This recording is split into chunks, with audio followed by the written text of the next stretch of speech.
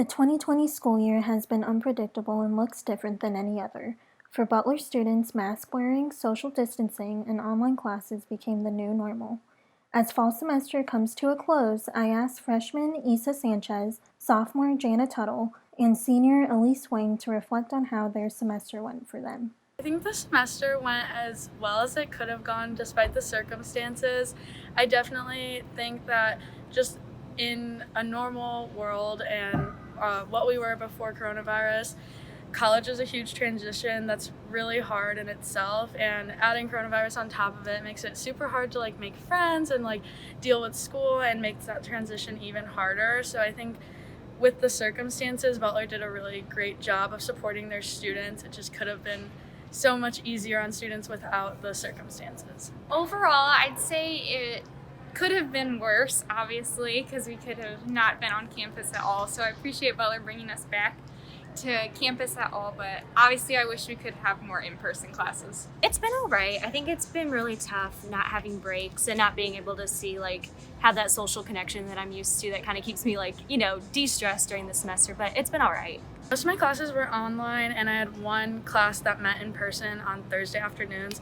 So I liked that I could just sit in my room and I didn't have to worry about getting ready for class. But there was also a dislike to that, because it forced me to I wasn't as productive, and it didn't force me to get up and get ready and start my day.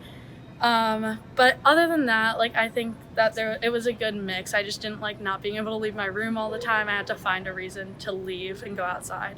All of mine were hybrid. I actually changed into a class last minute to make it hybrid so I wasn't online. I learn better when I can actually be in the environment and take notes, actually focus without as many distractions. So I wish I could be in the class all the time, but I understand that hybrid was the best they could do.